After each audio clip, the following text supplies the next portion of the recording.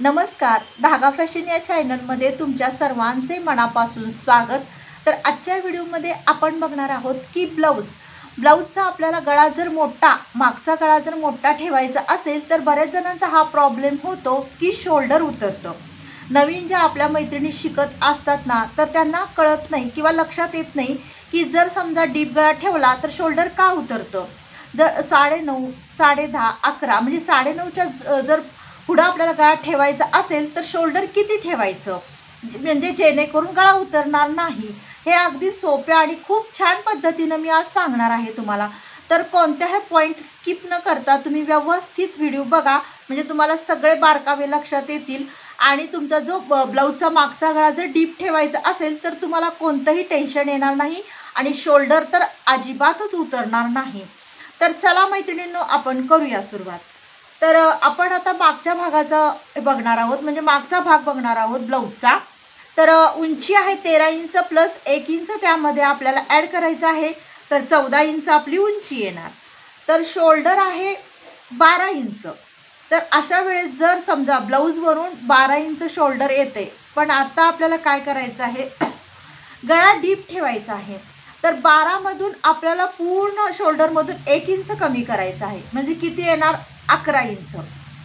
तर आपल्याला शोल्डर किती घ्यायचं आहे, निम्म शोल्डर येणार आपलं 5.5 इंच। तर इथं आपल्याला टाकायचं आहे 5.5 इंच शोल्डर।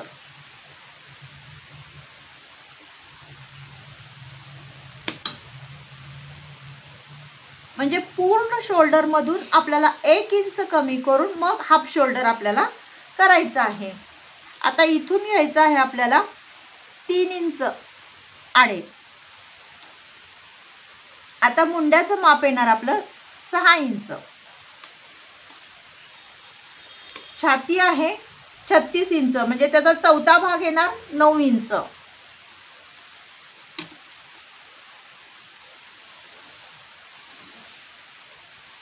मार्जिन घ्या तुमच्या आवडीनुसार। आता मी इथं घेते 1.5 इंच।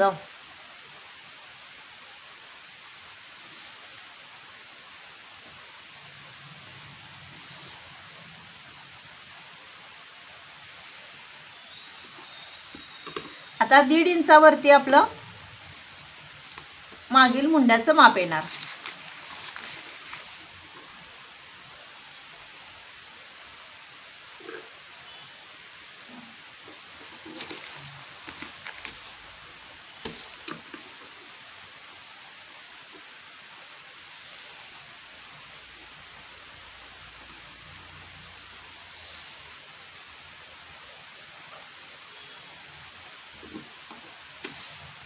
तर आता बघू शकता तुम्ही, इथून आपल्याला घ्यायचं आहे 10.5 गळ्याची उंची।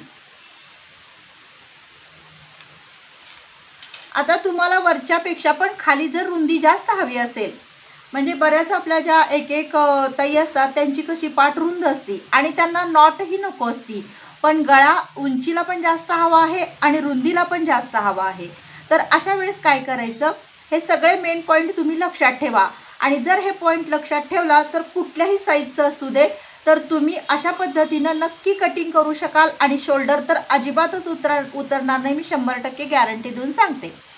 तर आता आपण इथं गळा रुंदी घेतलेली आहे, तर आता आपल्याला खाली जास्त पसरून हवा आहे, तर अशा वेळेस आपल्याला 3 इंच रुंदीला खालच्या साईडला घ्यायचं। वरती आपण घेतलेलं आहे 2.5 इंच।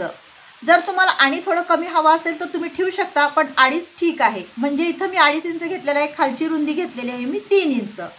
आणि अशा वेळेस काय करायचं की असं क्रॉसमध्ये आखून घ्या तुम्ही व्यवस्थित।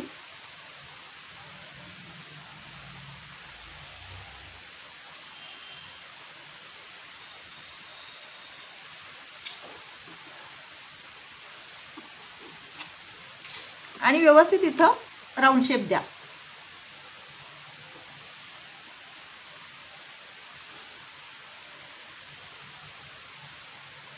तर बघू शकता, हा मी व्यवस्थित राऊंड शेप दिलेला आहे, म्हणजे गोल गळा आपल्याला कट करायचा। ह्यामध्ये तुम्ही कुठल्याही प्रकारचा गळा कट करू शकता, पान, व्ही, ग्लास किंवा चौकोनी, ह्या पद्धतीने केलं तरी सुद्धा चालतं। म्हणजे ज्या वेळेस तुम्हाला गळा रुंदी जास्त हवी आहे, गळा उंची 9.5च्या पुढे तुम्हाला जर घ्यायची असेल तर हे सगळे टिप्स आहेत ना ते त्यासाठी आहेत. म्हणजे तुम्हाला एकतर शोल्डर पूर्ण शोल्डरमधून 1 इंच कमी करून मग हाफ शोल्डर तुम्हाला घ्यायचं आहे. परत इथली गळा रुंदी मी 2.5 इंच घेतलेली आहे. खाली मी जास्त पसरून ठेवण्यासाठी 3 इंच घेतलेला आहे.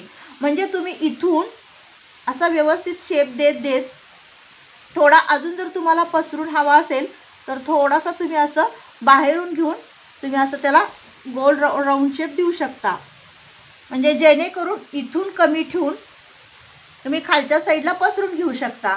आणि अशा पद्धतीनं जर तुम्ही व्यवस्थित असा शेप दिला खाली आणि वरती कमी ठेवलं तर अगदी पूर्ण फिटिंग खूप छान बसतं आणि ह्याला नॉटची पण गरज लागत नाही आणि शोल्डर तर 1/2 इंच सुद्धा उतरत नाही आणि फिटिंग अगदी जसं हवं तसं आपल्या गळ्याला पण गळा परफेक्ट बसतो, शोल्डरला पण बसतो आणि उतरणार तर अजिबात नाही.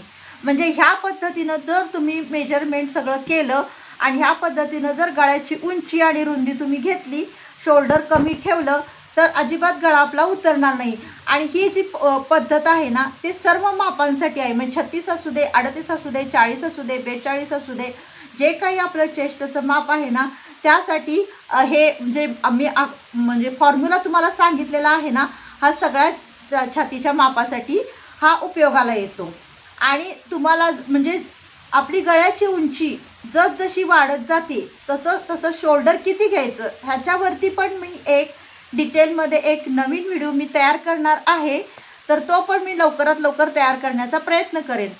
पण आता फक्त हा गळ्याची उंची जर वाढवायची असेल तर शोल्डर किती घ्यायचं ह्याच्यावरती मी आज व्हिडिओ बनवलेला आहे.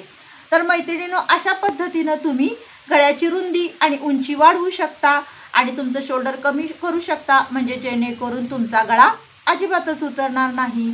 तर हा व्हिडिओ तुम्हाला कसा वाटला नक्की कमेंट करून सांगा. आवडल्यास लाईक शेअर आणि सबस्क्राईब करा. भेटूया नेक्स्ट व्हिडिओमध्ये.